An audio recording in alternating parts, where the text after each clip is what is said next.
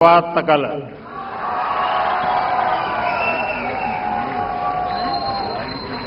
आज पोंगल एक global festival बन चुका है। दुनिया भर में तमिल समुदाय और तमिल संस्कृति से प्रेम करने वाले लोग इसे उत्साह के साथ मनाते हैं। उसमें मैं भी एक हूं।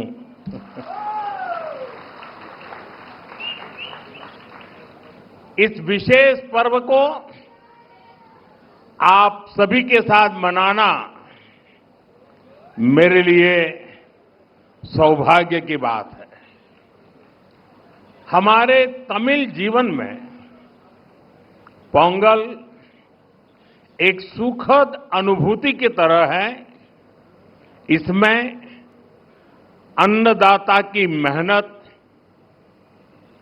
धरती और सूर्य के प्रति आभार का भाव है। साथ ही ये पर्व हमें प्रकृति, परिवार और समाज में संतुलन बनाने का रास्ता दिखाता है। इस समय देश के अलग अलग हिस्सों में लोहड़ी, मकर संक्रांति, माघ बिहू और अन्य त्योहारों की भी उमंग है।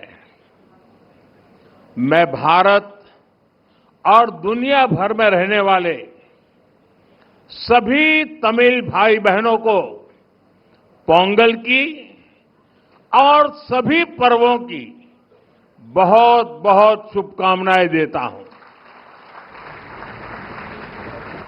साथियों, वैसे मेरे लिए ये भी बहुत सुखद रहा है कि पिछले वर्ष मुझे तमिल संस्कृति से जुड़े कई कार्यक्रमों में शामिल होने का अवसर मिला। मैंने तमिलनाडु में 1000 साल पुराने गंगईकोंडा चोलापुरम मंदिर में पूजा की।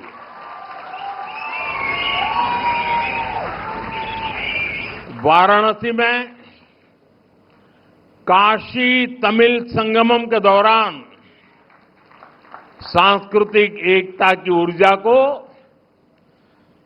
पल पल उसके साथ जहां भी रहा मैं जुड़ा रहा, मैंने उसे महसूस किया।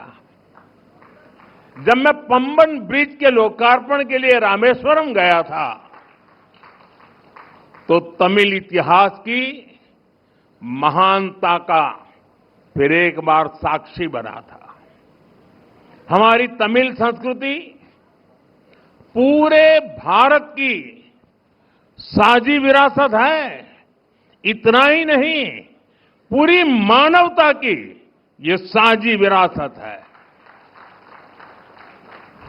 मैं एक भारत श्रेष्ठ भारत की जिस भावना की बात करता हूं, उसे पोंगल जैसे पर्व और सशक्त बनाते हैं। साथियों, दुनिया की लगभग सभी सभ्यताओं में फसलों से जुड़ा कोई न कोई उत्सव मनाया जाता है। तमिल संस्कृति में किसान को जीवन का आधार माना गया है। तिरुकुरल में कृषि और किसानों पर विस्तार से लिखा गया है। हमारे किसान राष्ट्र निर्माण के मजबूत साथी है। उनके प्रयासों से आत्मनिर्भर भारत अभियान को बहुत मजबूती मिल रही है। केंद्र सरकार भी किसानों को सशक्त बनाने के लिए प्रतिबद्ध होकर लगातार काम कर रही है। साथियों, पोंगल का त्योहार हमें प्रेरित करता है कि प्रकृति के प्रति आभार केवल शब्दों तक सीमित न रहे, उसे हम जीवन शैली का हिस्सा बनाएं।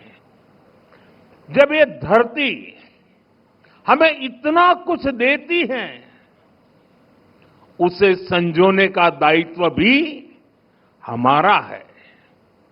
अगली पीढ़ी के लिए मिट्टी को स्वस्थ रखना, पानी को बचाना और संसाधनों का संतुलित उपयोग करना सबसे जरूरी है। मिशन लाइफ,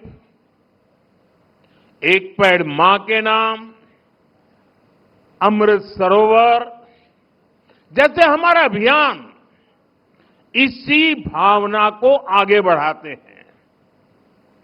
हम खेती को अधिक सस्टेनेबल और पर्यावरण के अनुकूल बनाने के लिए निरंतर काम कर रहे हैं।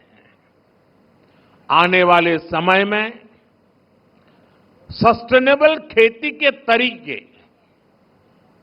वाटर मैनेजमेंट, मैं तो लगातार कहता रहा हूं, पर drop more crop, natural farming, agritech और वैल्यू एडिशन की भूमिका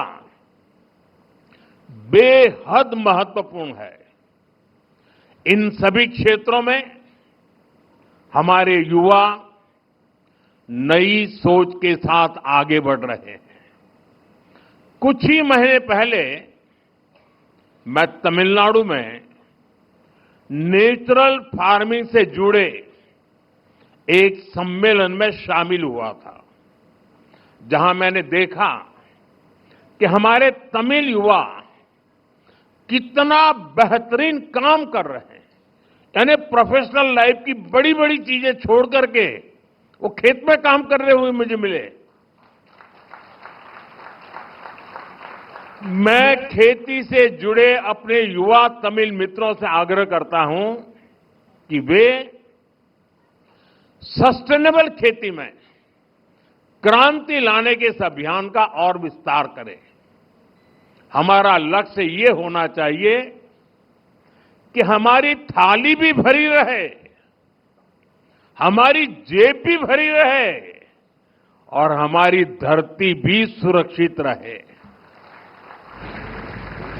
साथियों, तमिल संस्कृति दुनिया की सबसे प्राचीन जीवित सभ्यताओं में से एक है। तमिल संस्कृति सदियों को जोड़ती है।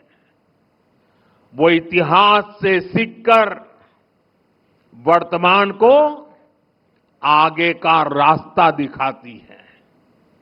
इसी प्रेरणा से आज का भारत अपनी जड़ों से शक्ति लेकर नई संभावनाओं की ओर आगे बढ़ रहा है।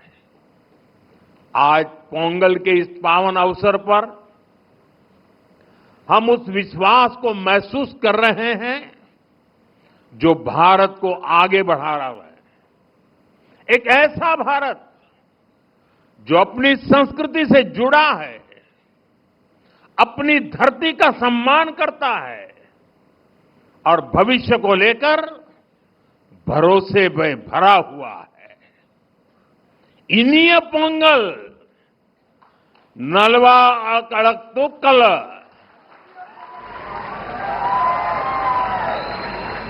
वाळगा तमिल, वळगा भारतम।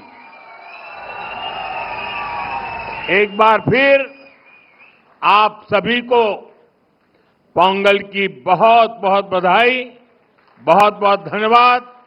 वणक्कम।